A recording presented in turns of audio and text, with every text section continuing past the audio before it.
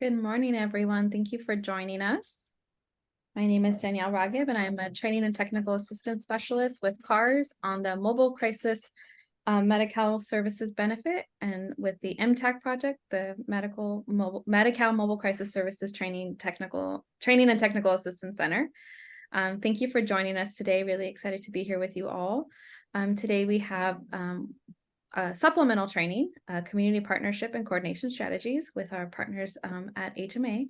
We have Avery Bellew and Jennifer Hodgson, and I'm going to get us started since we only have an hour for today's training and we have so much to go over.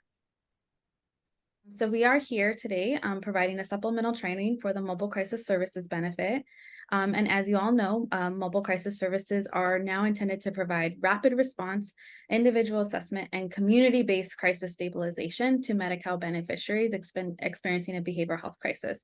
And so what that means is we're really transforming the way mobile crisis services are received here in the state of California, really this new direction to really be more resolution focused, to offer brief intervention, and to provide relief to people in the community who are experiencing a crisis, while prioritizing using the least restrictive means necessary. So mobile crisis services should always be person-centered, trauma-informed, equity-driven, and again, really be brief. It's really about a brief intervention that is focuses on de-escalation and is resolution focused. So solving that crisis or resolving the crisis as much as possible in the community, working from that lens of least restrictive intervention. So, unnecessary use of law enforcement, unnecessary use of emergency room beds and psychiatric hospitalizations. And as always, we should be culturally responsive, linguistically appropriate, and accessible. All right, I'm now going to pass it over to our wonderful presenters today to welcome you and to introduce everyone, and also to kind of go over our learning objectives and the plan for today. So pass it on to you, Avery and Jennifer. Wonderful. Thank you so much, Danielle, for walking us through that introduction. Hello, all, and welcome. My name is Avery Bellew. My pronouns are she and her. I'm a principal with Health Management Associates. I'm joined by my colleague, Jennifer. I'll let her introduce herself in just a moment. Just a little bit of background about myself. I have been working in the field of suicide prevention and crisis intervention in a variety of capacities for about 15 years, including working at the Suicide Prevention Resource Center and the National Action Alliance for Suicide Prevention, providing training and technical assistance to states and counties across the country around crisis intervention, and particularly with an aim to prevent suicide. So really pleased to be here with you all today and have this conversation about collaboration for the purpose of coordination. Jennifer, I'll turn it over to you. Great. Hi, I am Jennifer Hodgson. I am a licensed marriage and family therapist and have a lot of background in behavioral health, crisis intervention, supporting systems and teams in team-based care and design. So this work is so important to me, and I'm just really excited to be a part of it today. I think community planning and implementation of mobile crisis is such a critical part of the infrastructure. So excited to be here. Wonderful. Thank you, Jennifer. So you all have already followed Danielle's instructions beautifully, and I see that many of you here in the chat are sharing your name and your role and organization. I would love if you would take an additional moment and share with us something that you're hoping to learn today. This presentation, as we said, is about community partnership, coordinating and collaborating with your community partners. So as we progress onto the agenda, if you have something that you're particularly hoping to learn today, I would love to see that in the chat, and we'll look through that and make sure that we're addressing what you're hoping to learn as we get started. So here's where we're headed. We're currently doing introductions, and then we're going to familiarize you with one model, one way of thinking about collaboration and coordination. I'm going to start this by saying there's many different models that you could use to think about how you collaborate and coordinate with your community partners. We're going to use one particular model today that we're proposing for you. No doubt you'll see similarities to others you've used. There are strengths and deficits to all models, but we think this model is relatively strong, and we're excited to share it with you. So we're going to walk through this model, and we're going to break it down into the 4 different phases: relationship building and crisis system mapping, planning and prioritizing, implementing, and oversight and sustainability. And then we're going to spend some time thinking about how all of that comes together when you think about actually coordinating to co-create crisis protocols and then train and implement on those crisis protocols. Throughout, I want to say we really want to be hearing from you. We hope this to be a conversational activity where we're both presenting didactically, but also hearing from you. So there's a lot of questions built in that will prompt you to share with us your experiences about your community partners, barriers you anticipate as we walk through the model, questions that you have. So I see you all are already using the chat, which is fantastic. And I encourage you to keep doing that throughout. And thank you for folks who are sharing things you're hoping to learn. So helping your partners remember that we exist when the need arises. So kind of marketing and collaboration in that way. Understanding how to work with law enforcement when there's a difference in opinion. Thank you for folks who are sharing all of those suggestions. So we also want to start by reminding folks that the BIN requires collaboration in a variety of different ways. And so there's 4 different places where collaboration is specifically called out. We're just going to go through these quickly because we know you all have the BIN and you could reference this. The first states that as part of implementation plans that behavioral health delivery systems should describe exactly how they're going to conduct outreach about the availability of mobile crisis, something I heard someone mention in one of the comments, to make sure that folks know you exist, right? And that folks understand how to request a dispatch of a mobile crisis team. So that's one place where collaboration and coordination are needed. So we see another mention here around how behavioral health care delivery systems are integrated and how you coordinate information sharing around how to access mobile crisis. So another place where that is mentioned, and it's described that it should be documented in your implementation plans. To reference one of the points in the chat, also in the BIN, we know it's described that in the implementation plans, there should be a description of strategies to avoid unnecessary law enforcement involvement. And that mobile crisis teams should be coordinating with law enforcement to safely resolve and de-escalate crises. So a coordination function that requires collaboration, what we're here to talk about today. Next slide, please.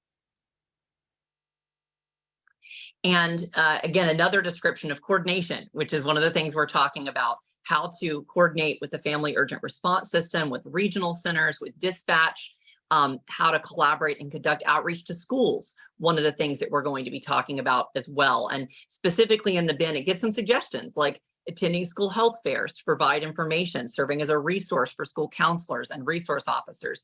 So another few examples of specific places where coordination and collaboration are called out.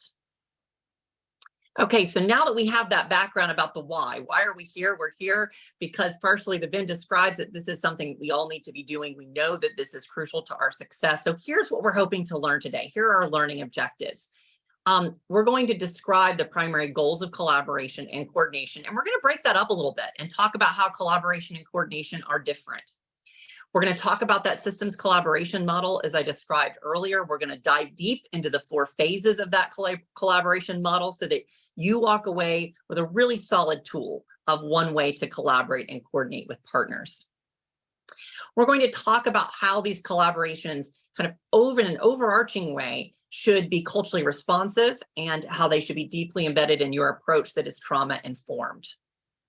And then we're going to talk about throughout in an iterative fashion how all of this should be leading to your work around co-creation of crisis protocols. And we're going to share an example with you towards the end. It's just one example of what that could look like that demonstrates the type community partners you might want to have around the table in order to fulfill that coordination function. And all throughout, we're hoping to hear you describe barriers that you might experience with some of what we're describing and talk about ways to overcome those barriers to success. So collaboration and coordination. Let's go to the next slide, please. When we talk about collaboration and coordination, what are we really saying? What are collaboration and coordination for mobile crises? We're saying that your goal should be effective coordination processes for crisis care, and that those are developed collaboratively with your system partners. And we're going to talk about what those partners might be in a moment. So this training's goal is to talk about how collaboration is your first step, that you need to collaborate well with your systems partners with the end goal of effective coordination. That effective coordination is your end goal. And so that in order to do that, you need to be able to effectively collaborate. And of course, the goal of having those coordination processes, one of them is to have coordination protocols. And so those are the things we're going to describe today. If you go to the next slide, here's a great way of breaking this down. The next two really with graphics, just for visual learners, a couple of other ways to think about this. We're going to talk about coordination and collaboration, and these look like they're a little switched here, but collaboration occurs at the systems level. In our next slide, we're going to see this. This is where all of our partners are working together to plan, to implement, to monitor crisis system of care. So if we go to this visual, we see a great representation here. Collaboration is at the systems level. So we're going to spend a lot of time talking about how you collaborate. And then again, that's for the purpose of coordination. And coordination is to help you think about when you work together for crisis response, what are the protocols and the processes that you need to have in place? Who needs to have helped you inform how you do that coordination? And all of that's happening in this relationship between collaboration and coordination. So today we're going to talk about both, starting with collaboration. So as we share, we're going to talk about a particular model for collaboration. There are 4 phases to this model, and we're going to walk through each of them. The first is relationship building and crisis system mapping. The second is planning and prioritizing. The third is implementing. And the fourth is oversight and sustainability. Again, for our visual learners, here's a great graphic that represents this. And I know there's a lot of text here, but I promise we'll break this down one by one. But this 4-phase approach of relationship building and crisis system mapping, of planning and prioritizing, of implementing, and oversight and sustainability, we're going to take these one by one. One thing I want you to note as you look at this graph is there's this red circle in the middle. And we're going to talk about that red circle multiple times. That red circle illustrates that this process is not a one and done. So while this is a 4-phased approach, that's 1, 2, 3, and 4, there will be a need throughout the process, and we'll talk about this specifically when we get to phase 4, to be doing this in an iterative fashion, to be returning to phases and doing some of that work as things evolve. So think about this as an ongoing and somewhat fluid approach, and that red circle is trying to capture that this is an approach that requires iterative attention. So overarching all of this conversation today, we want to make sure that we're being attentive to the fact that all of our approaches, both when we're thinking about who we partner with and we're thinking about how we partner for the purpose of coordination and crisis protocols, that our approach should be trauma informed, and that we should be considering cultural differences and cultural fluency as we seek to approach those differences. So I wanted to have a slide that just specifically named that. We'll name that again over and over throughout this presentation, but that we should be asking ourselves the questions. For example, when we think about collaboration, who has historically been not included at the table in these conversations? Why have they not been included? What barriers might they have to participating in a conversation around crisis response in your county and community? So both of these approaches should be woven throughout your approach to both collaboration and coordination. So we'll be mentioning that, and we encourage you to think about that as you're replying to us in the chat. Okay, so now we've got our groundwork. We understand why we're talking about collaboration and coordination. We understand a little bit of the difference between collaboration and coordination, how they are different from each other, how one serves the purpose of the other. So now we're ready to get our hands dirty and actually talk about the first phase of the model, which is relationship building and crisis system mapping. So we're going to talk about this broad overarching phase in a variety of steps. We're going to walk you through a variety of steps and talk about how each of these might build on each other to lead you to this goal of collaborating effectively with your community. So the first step in effective collaboration in this model is to think about your current state. What currently exists? So in order to engage in this activity, you might engage in something that's named here current state mapping. This is a process of thinking about what currently exists in your community, who's currently at the table, what gaps currently exist, and where are there intersections, where are there places of shared responsibility, and how can those be addressed? This is important as your step one, because this helps you understand who are the players currently, who is it that would maybe be your natural partners? And we're going to talk about partners here in a moment. But also to help answer that question that I mentioned a moment ago, which is to say, who is maybe not present already and who needs to be present. So understanding where you currently are is a great first step. Spending your time to really understand well, what is the current state of affairs and where is there opportunity for improvement is your great first step. Your second step in this model for collaborating is then working to form what we're going to call a crisis system steering committee. And you'll see us abbreviate that for out. Jennifer has that abbreviation in her slides. You could name this any number of things. We're going to call this a crisis system steering committee. And the goal of step 2 is to think about getting these folks around the table. You see here in this chart some examples of the type partners that you might want to have around the table. We've broken this up by columns by folks who work in health, public safety and first responders, community. So this could include things like hospitals, homelessness services, the VA, managed care. We obviously heard law enforcement mentioned earlier, EMS and 911. And on the community side, a wide array of partners, community advocates, community-based organizations, schools, as that is specifically named in the BEN, people with lived experience, social welfare organizations. I would name, as you think about what type organizations and community-based organizations in your system mapping, if you note that certain communities have historically been perhaps highly impacted and yet excluded from the conversation, thinking about how to invite those organizations that represent those communities to the table.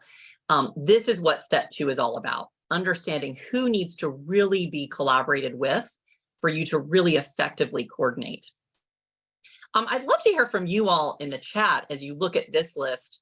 Are there additional folks that you would think about adding? Are there folks that you feel like are missing from some of the list that we've described here? Specific types of groups, specific partners that you feel like need to be included in this list? And I see in the chat that someone mentioned inpatient settings, local leadership, government officials. Thanks for adding that. That wasn't in the list here, but absolutely very important. Psych and medical hospitals. Churches and religious agencies. Thanks for that, Bethany. Absolutely, that would be a good group to collaborate with. APS or CPS programs, also an important partner. Children's residential facilities, crisis stabilization units. Thank you for folks who are adding things in the chat. So something to think about when we think about this approach and we're thinking about how the steps lead into each other. Your step 1, where you think about what is your current state, will help you to understand who needs to be around the table in step 2. So that step 1 is one you want to make sure paying plenty of attention to understand what is your current state. And that will help you answer the questions for step 2, which is who should be around the table. So after you decide who needs to be around the table, and obviously we have a list, obviously you all have some really great suggestions too, and I'm seeing those continue to come in. So look at the chat because I think you can learn from each other about who should be around the table. Step 3 in this phase is to reach out to your stakeholders. And I think important question to answer in this question is, what current networks or working groups do you already have that you can leverage? This model that we're describing describes setting up a specific collaborative body, but perhaps you already have a body that you're working with in one way or another, but doesn't serve exactly the same function, but perhaps that you could leverage in order to reach out to your stakeholders. I heard in the chat early on, one individual mentioned that one thing that they're hoping to think about is how to make sure that folks know you exist. This is an important way to do this. If you're making a list of the stakeholders you need, you're reaching out to those stakeholders, leveraging the resources and the networks you already have to reach out to stakeholders and invite them to the table. Step 4 is a really important part of this process. So you're inviting your stakeholders to the table. You've learned who they are. You've identified who you need to have at the table to have this conversation in a robust way. And now you're going to create a stakeholder orientation event. I think this is a really valuable part of the model because this body, this collaborative body, shouldn't just be to fulfill your purposes of trying to establish protocols, but really should be to establish trust, to receive buy-in around where you're hoping to go. And you're going to hear about that as we talk about phase 2. So the model encourages you to think about creating an orientation event where you do these things. You hear from your partners about who they are, about why they're invested in this conversation. You talk to your partners about your goals for collaboration and coordination. Why are you bringing everyone together? What are you hoping to accomplish? You talk about the strengths and the opportunities that exist by those partners being at the table. So particularly if you think about historically underrepresented groups, this creates a space for those individuals to name the strengths that they're bringing to these partnerships, why they need to have a voice at this table, and what they can offer to the model of collaboration and coordination that you are trying to implement. And all of that is to try to get folks on the same page, so you get buy-in and you get investment. So this is a great first step in getting everyone around the table once you've identified who should be present. And then the fifth step in this phase 1 is formalizing that collaboration. And that can look like a lot of different ways. An MOU is the most common, no doubt. That's a method that many of you use frequently. And the reason why this is an important part of your first phase is that obviously, as all of us who work in coalitions know, coalitions can be hard to manage to actually accomplish some of your goals. There can be turnover in organizations, there can be changes in leadership. So by having some type of formalized agreement with this wide and diverse array of partners, it will help you keep on track so you can keep going through the phases and actually accomplishing your goals. A few things that you might want to think about, including in an MOU, you could think about ways that you'll share data as a group. And we're going to talk about this multiple times, ways that you're going to operate as a body, the structure that you want to have to make sure everyone is included, commitments from groups about attending steering committee meetings, and how they're going to collaborate. Later on, we'll talk about, for example, using working groups as one way to collaborate together. So formalizing that collaboration is your fifth and final step of phase 1. So this is a summary of phase 1. So we know we've hit you with a lot of information very fast, but to break this down, phase 1 in this 4-phase approach is all about relationship building and understanding your crisis system as it currently exists. It includes 5 different steps: understanding your current state, forming a crisis system steering committee. So you'll see that again abbreviated multiple times as CSSC, but you could name this any number of things that feels best for you. Reaching out to your stakeholders and leveraging communication channels and relationships you already have to reach out to your stakeholders. Having an orientation event to learn about your stakeholders and get buy-in, and then finding a way to formalize your collaboration. Have an MOU or another collaborative document. So from the very start of this 4-phase approach, you all are on the same page about where you're headed and how you all will participate. So I'd be curious to hear from you all as we head into phase 2. What barriers do you anticipate when you think about this 4-phase approach? Are there any specific barriers that you would name that you might anticipate in walking through this kind of foundational step of getting everyone around the table?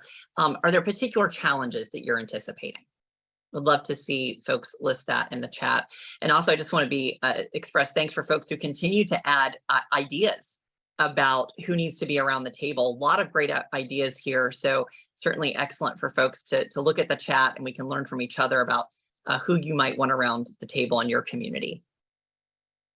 Okay, let's head into phase 2, but continue to think about that. Are there any barriers that you anticipate? And think about that, continue to add that in the chat as we head into phase 2. If we could go to the next slide, please. Over to you, Jennifer.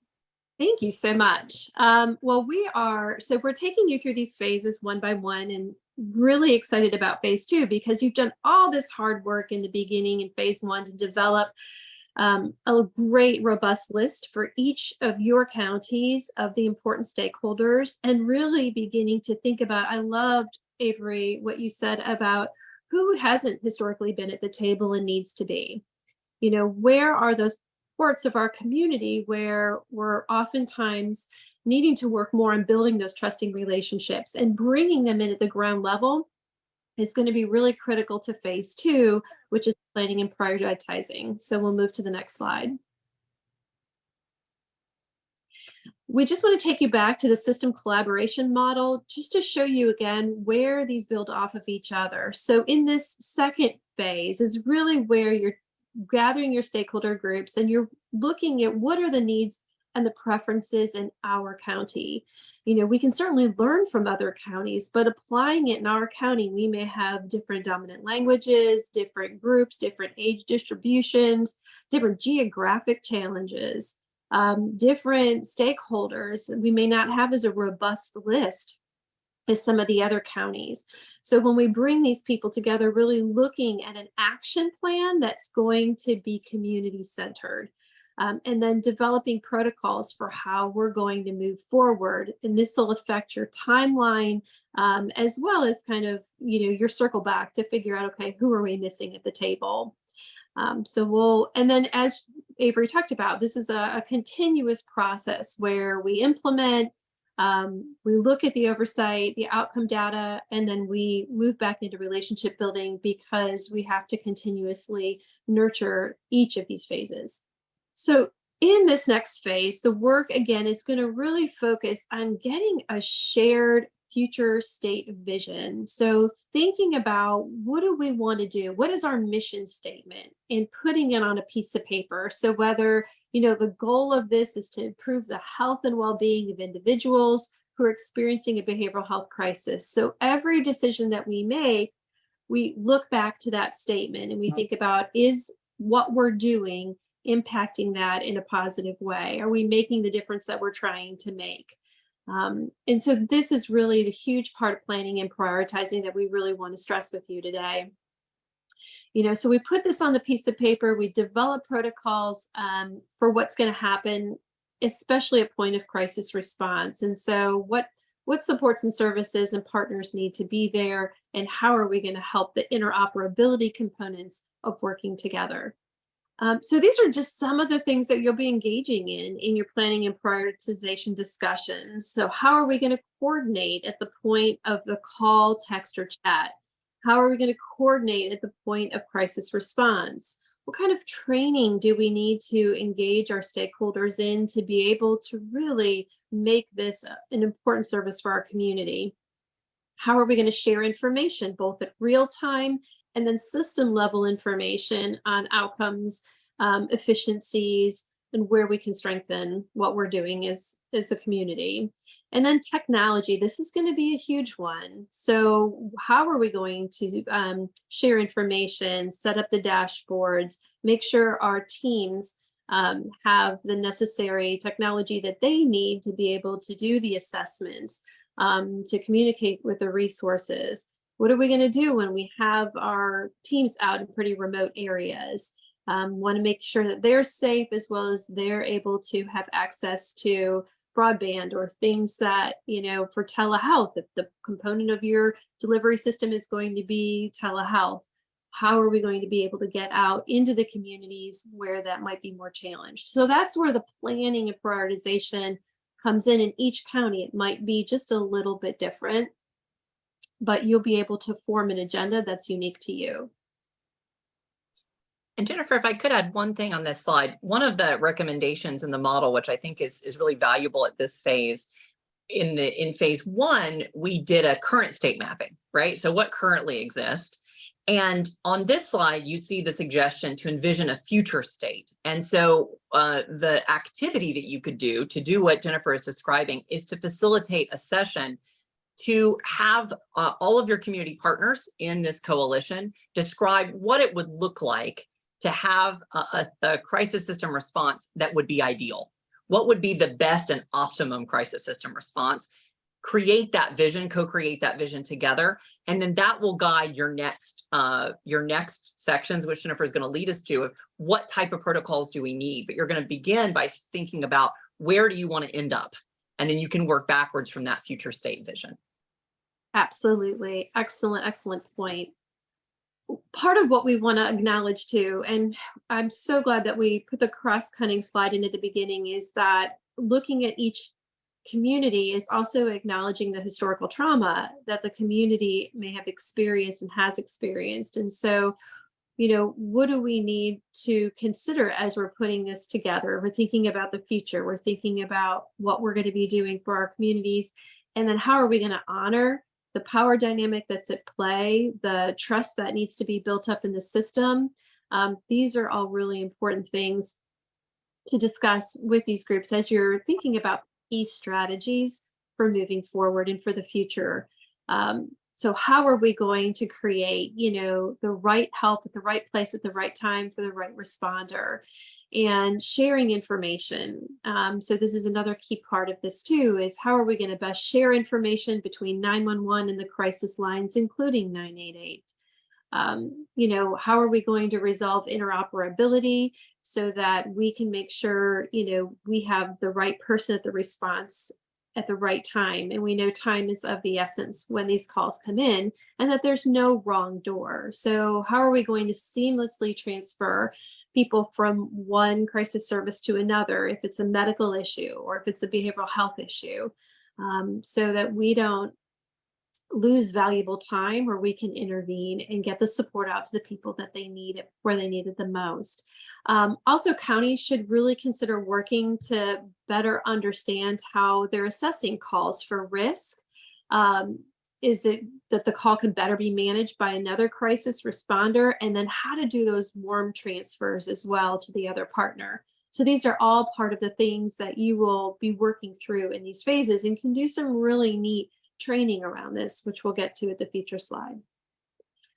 So we mentioned training briefly. There's lots of really creative training. We do encourage collaborative training models where you can pull groups together, stakeholders together. You could do tabletop discussions where you run through scenarios, so that we can really see how this would look like in practice.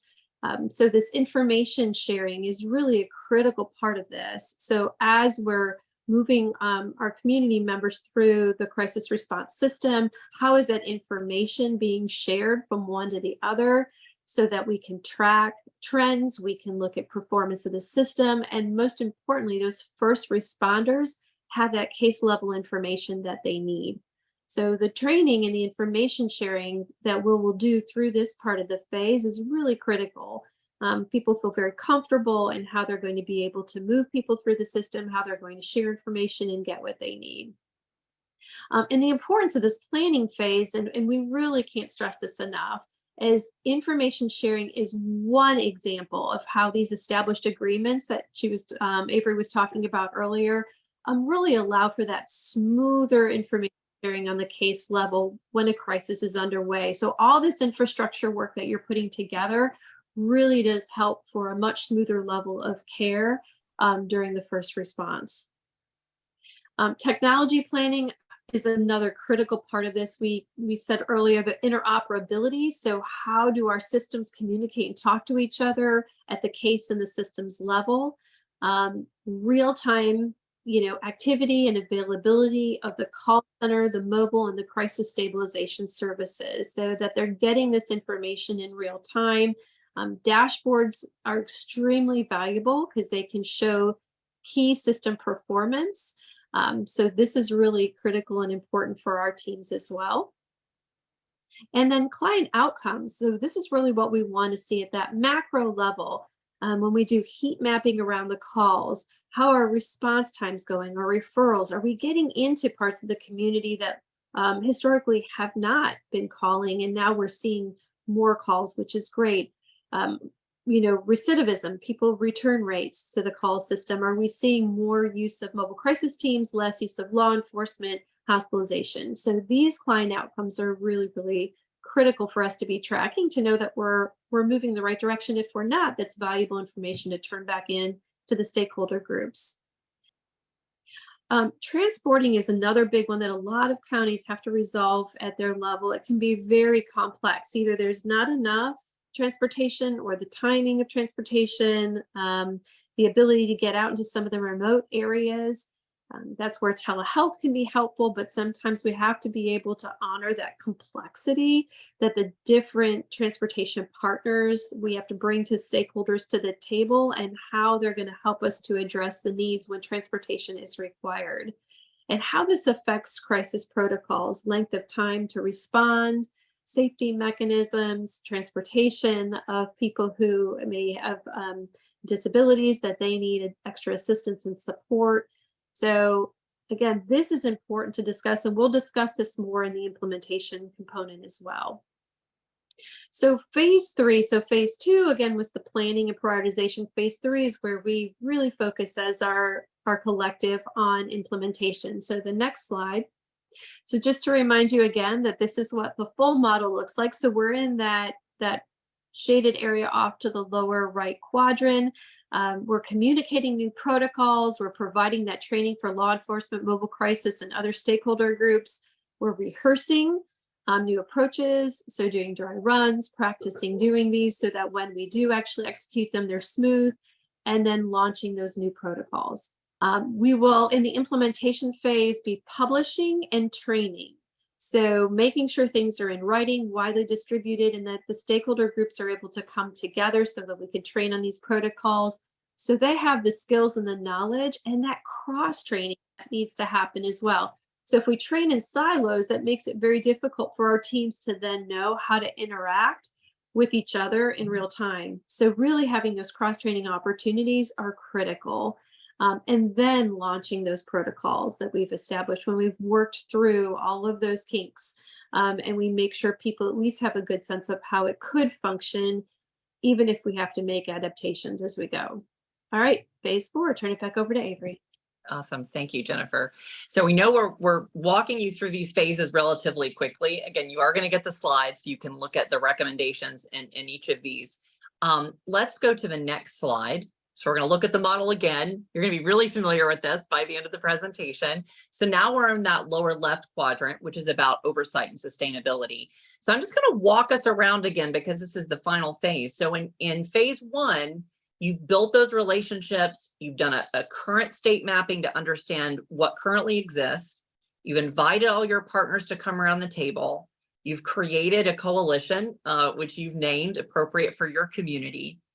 And then in step 2, you've done a future vision mapping. You've thought about where do we want to be as a community? And then you've started co-creating those crisis protocols that are needed with each of those partners to reflect the unique needs that they have to buy into that larger vision. And you've started doing that work of creating the protocols in stage 2, prioritizing which things are more important, which things may need to wait till a later phase. And then in step 3, you've started to implement that. You've started training about these new protocols. You've started doing cross training, as Jennifer said, and then you started implementing them. So now we're in phase 4. And phase 4, as you think about how do you keep this entire model going? How do you keep it sustainable? So we talked about data collection. This is where you start thinking about reporting out on the data that you've collected, celebrating your successes to name where you're doing some really good things, identifying where you need to continue to grow and where you need to continue to improve the system from what you're hearing and seeing as this model is implemented. So one thing you might want to think about is how does this committee continue to function? The goal of this committee in some ways from the creation of phase 1 was really to do the work of phase 2 in large part. It was to come together and create those collaborative crisis protocols. But this goal, this working group really does have a function beyond just that big body of work. And so I know in many of the coalitions that I've helped run, sometimes after a coalition comes together, there's a big push to do a particular activity, then the coalition can kind of start to fray or fall apart. But it's really important for the coalition to think about the fact that this is an iterative process. Remember that red circle and remember in the middle of the model. And so you might want to think about how do you keep the coalition going? Think about how you can reinforce the commitments from partners. Perhaps you, at this point, want to update your MOUs to reflect where partners are at this phase in the process. Think about how you want to make improvements to how you're working together as a group. And you might want to think about establishing working groups. So perhaps you want to break up some of the work that needs to happen around monitoring data, around focusing on improvements in key areas. Perhaps you might want to have a working group model in order to make it more sustainable across the long term and less of a burden on the entire body. So when you're thinking about sustainability, how to keep this model working across a period of time, you might want to think about 3 different things. Typically, when we think about sustainability, many of us use that word to think about how are we going to finance this, right? That's obviously the first thing that comes to mind many times. But you can think about this in 3 different ways. You think about the people and the partnerships, the systems and the infrastructure you've created, and then, of course, the finance and the funding. So think about what's needed for sustainability in each of those areas. I would think about, for example, with people and partnerships, not everyone comes to the table with the same degree of resources in their own community or their own organization. So how do you support everyone being able to continually show up, continually operate and function as part of this collaborative body, including folks especially who have been underrepresented in the past? So we do want to take a moment to talk specifically about data because it's such an important component of how this body could work together. We talked about early in phase 2 and in phase 1 about thinking about data sharing agreements. So part of the ongoing work of this group would be to monitor those agreements and to monitor the data, specifically for the purpose of constantly thinking about improvement across the entire system. So it may be from data you're collecting, you're learning, we created this protocol in phase 2, but the protocol isn't working all that well. There's some gaps in the protocol, and we're seeing that from what's actually happening in the community. So we need to go back and revise the protocol. We might need to change the protocol, update it based upon what we're learning. A few other things that you might want to think about when you think about the sustainability of this group is how are they going to communicate across the long term? How often are you going to get together and communicate? Again, that data being shared, and then how will that data be accessed? These are all things you might want to actually put in writing in an updated MOU. You have your initial documents, but as you're updating, to think about how you keep this being sustainable across long term. So all of this has been leading us to this point, which is the co-creating and implementing these crisis protocols, which you started really in phase 2. So if we go to the next slide, you can see how all of these phases work together, both to create the protocols initially, which happens primarily in phase 2, to implement them and train about them in phase 3, and then to think about how you're constantly updating them, assuring that they are meeting the needs of the community in phase 4. So in the remaining time, we actually want to spend some time talking about where, a model of where this is leading. If you go to the next, we want to provide just one example of what this could look like. And folks from the CARS side, if we could at some point here in a moment, I'm going to walk through this, but you all have a document on your end that I'll want to bring up in Zoom so folks can share, and we'll scroll through it briefly. These are the kind of primary components of a crisis protocol that was developed by a county in Arizona. Obviously, there are unique components to every community. So this example is not going to be exactly the one that you would use, but it does give you an example of some of the key components. And I see a note here in the chat that this has been shared. So thank you so much, Andrew, for sharing the document. So if folks want to multitask and open that document, you can see a really great example of the type of crisis protocol that a large collaborative body might create. As you look at that document, you see that it's a relatively lengthy document. It includes a description of systems partners, and it's relatively exhaustive. You see in the first pages a list of all the community partners that they brought around the table. It was a large group of individuals, again, representative of all those groups we described earlier. Their crisis protocols, it really starts by talking about that foundation. So before launching into how they're going to work together, it talks about why they're coming together, how they're going to conduct their meetings, how they're going to have trainings and training processes. So this protocol reflects all of those things we described. And then it does the good work of actually talking about how are each of these partners going to come together to successfully accomplish crisis protocols in relationship to particular needs and services. And so you see the document broken down into a description of each of the providers, what they bring to the table, who they are, and how folks can connect to them. How is it that folks in crisis are connected to them as a particular institution, as a particular resource? So you see that for the crisis line, for the mobile crisis units, other organizations that are providing services. So you see a description of facility-based services, of medication-assisted treatment, SUD. All of those folks are described robustly, and how folks connect to them throughout the crisis protocol. And there's a description of shared processes for things like involuntary processes and during and after hours care. So what happens after hours, what happens during hours, what are the right ways to interface with each of these organizations in each of these scenarios. So it's a relatively robust protocol. One thing I'll say, if you're thinking about each stage in this process, this is an example of a document that might be produced by the entire working group. Your documents don't necessarily have to be this long. So you could have a document that is, for example, more like an MOU that's between two different groups that describe how they work together robustly. Or perhaps three different groups that have identified there's a real need to describe what is their protocol between those three groups or between those two groups.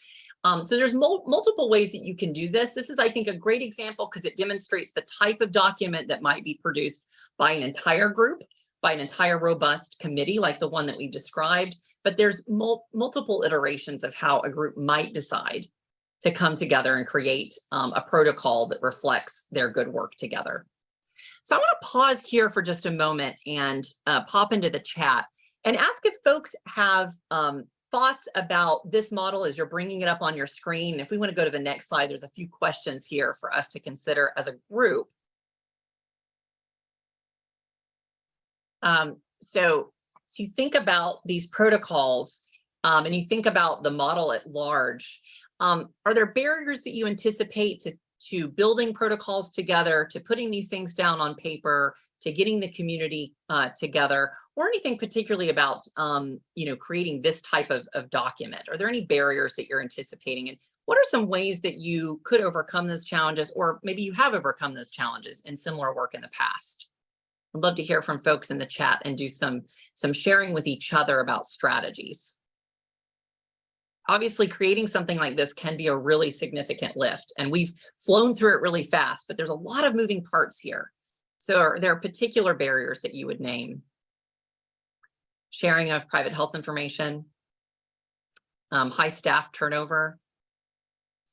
Right, so as folks are turning over, so that might impact, thank you for naming that, Danielle, that might impact things like training, right?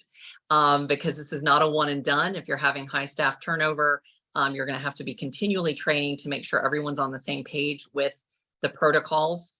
Also, that might impact who's at the table as part of your steering committee.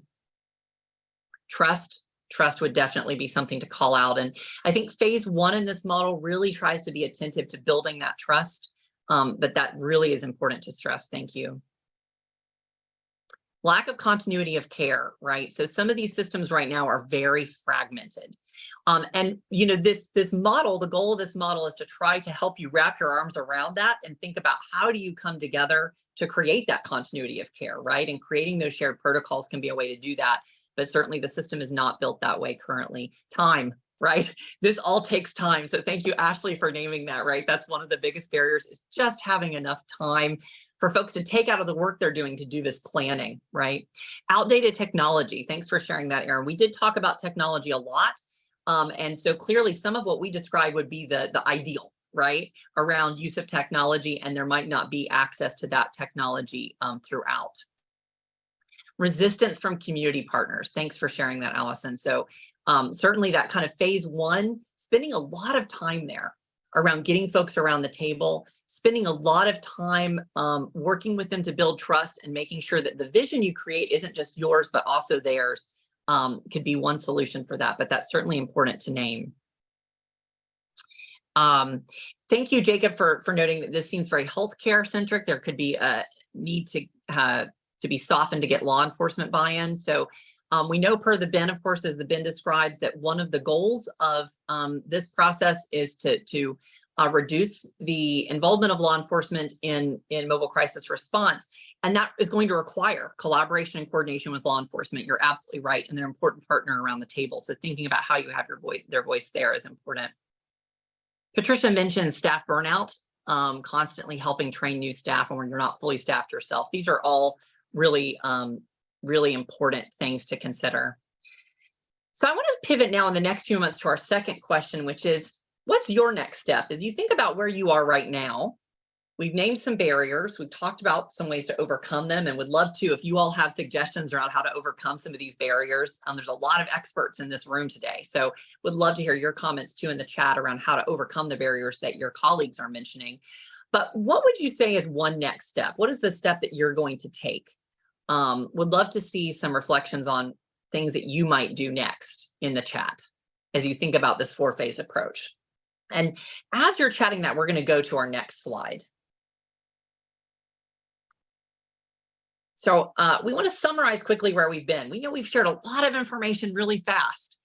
So this is what we've done today. We've accomplished a lot. We've talked about why building collaborations is key for effective coordination within your community.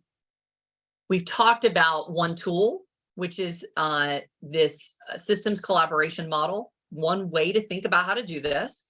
We've walked through the 4 phases of relationship building and crisis mapping, of planning and prioritizing, of implementing after you've done all that good planning and prioritizing work, and then of thinking about oversight and sustainability to keep this collaboration going to make sure that you're constantly improving the work that you've done. We've stressed how collaborations need to contribute to culturally responsive and trauma-informed coordination efforts, that everything you're producing, all of your coordination protocols, need to be thinking about how to be culturally responsive and how to be trauma-informed. And we've stressed that these crisis coordination protocols, this is a collaborative process, that they're to be co-created with these groups with community buy-in that reflects the unique structures and needs of the organization, the words they use, the ways they're already training their staff, the way they're already embedding new things when they do create something new into their staff, and that all of that needs to be considered as you're thinking about how you co-create these resources. So this is a little bit of where we've been today. And I want to look in the chat again when we think about things that you can do. Thank you, Jacob, for sharing. You can start data collection early, right? And use that to identify community needs and get more buy-in. And that's an excellent point. That's one thing you can start doing now, so you can demonstrate and build that trust that you're really wanting to listen to your community partners. Thanks for that contribution. Next slide, please. We've asked a lot of questions throughout. If you go to the next slide, please.